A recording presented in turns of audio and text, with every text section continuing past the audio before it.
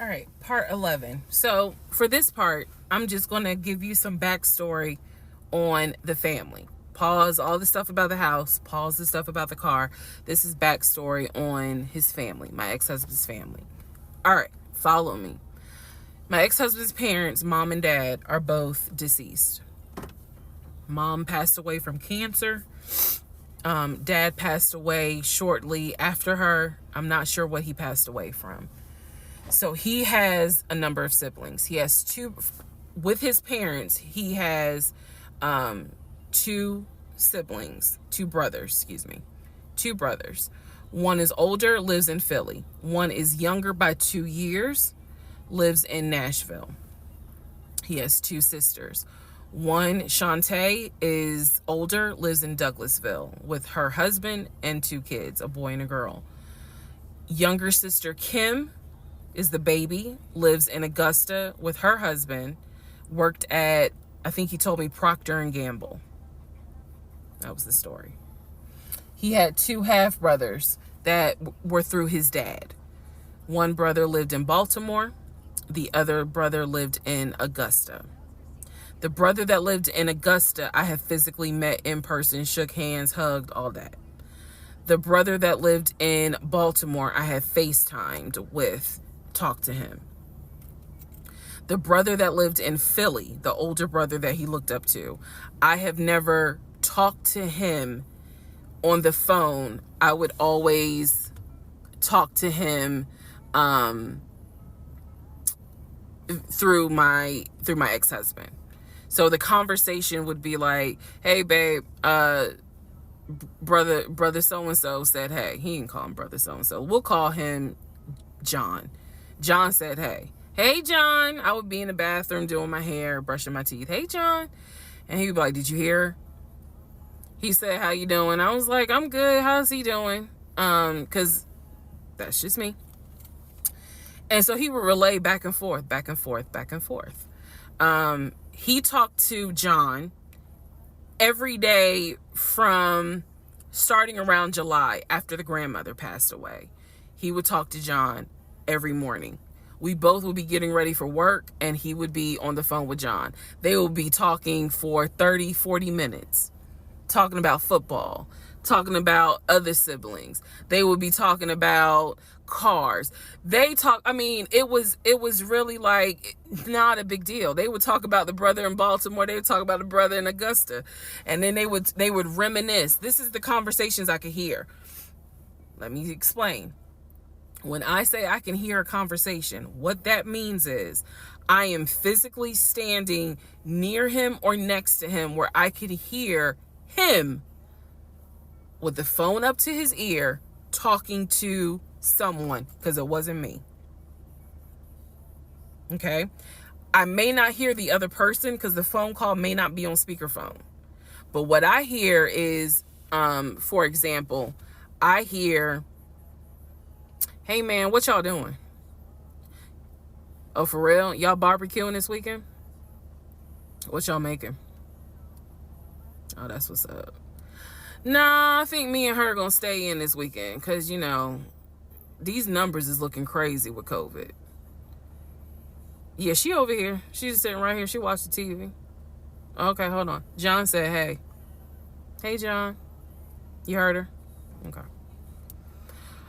All right, bruh. I just wanted to check in on you. That's the type of conversation I'm explaining. Okay, so I hope that gives a little more clarity about the type of conversations I'm hearing. So, I don't know why this light keeps going out.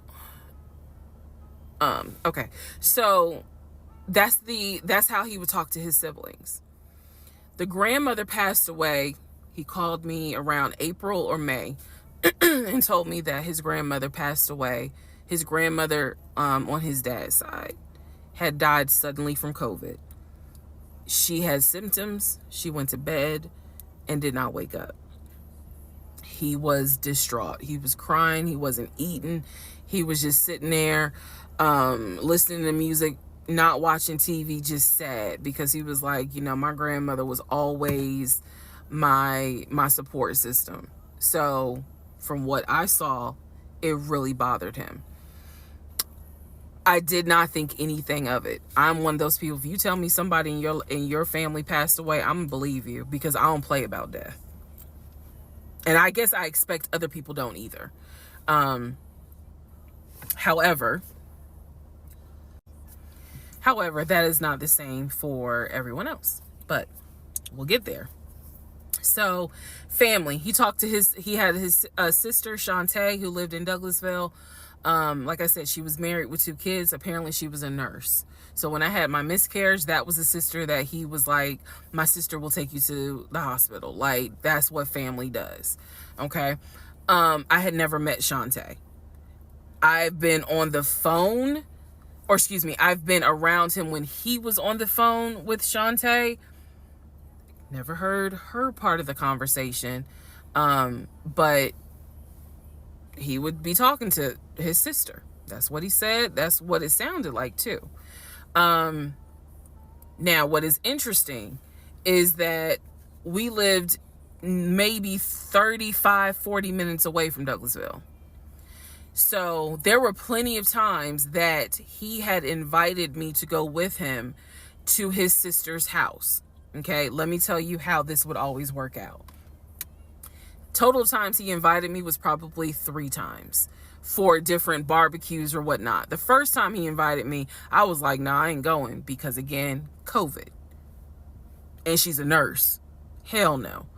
The second time he was like, yeah, she invited us, but I don't think we should go because COVID. No. The third time I agreed to go. I was like, absolutely, I'll go meet your sister. Like, that'd be great. On our way to her house, to Douglasville, to go see the sister, apparently he got a phone call. The phone was always like on vibrate, but he got a phone call and he told me that something came up, and so she had to cancel the barbecue, the get together, whatever. And so I was just like, oh man, okay, well, hopefully we can go another time. It didn't happen close enough for me to have red flags, if that makes sense. But at this point, as y'all probably like, girl, you so blind. But again, I didn't think anything of it, because it's like, okay, it fell through. We'll see. We'll reschedule. And so we just went out to eat, and then he talked to another brother, the brother from Augusta that he would have on speakerphone. So it was like, I didn't think anything of it. I really didn't. Man. And the more I talk about it, the more I realize, like, I'm not a dumb person, but it just never dawned on me the things that you have to now investigate. It didn't dawn on me. But nevertheless, that is the backstory for his family, right? Grandmother passed away. 3 weeks later, he called me and told me his uncle had passed away from COVID. The uncle had tested positive, had to go into the hospital, and he died. It was a bit of a red flag. It was a bit of a red flag, but like I said, I don't play about death. So I was just like, wow. Because of these 2 deaths, he became a stickler about COVID. And when I mean a stickler, wear your mask, wear gloves, hand sanitize, wash your hands. Like, he was annoying about making sure neither one of us caught COVID. So now I'm going to give you the backstory in regards to what I was told with the ex-wife.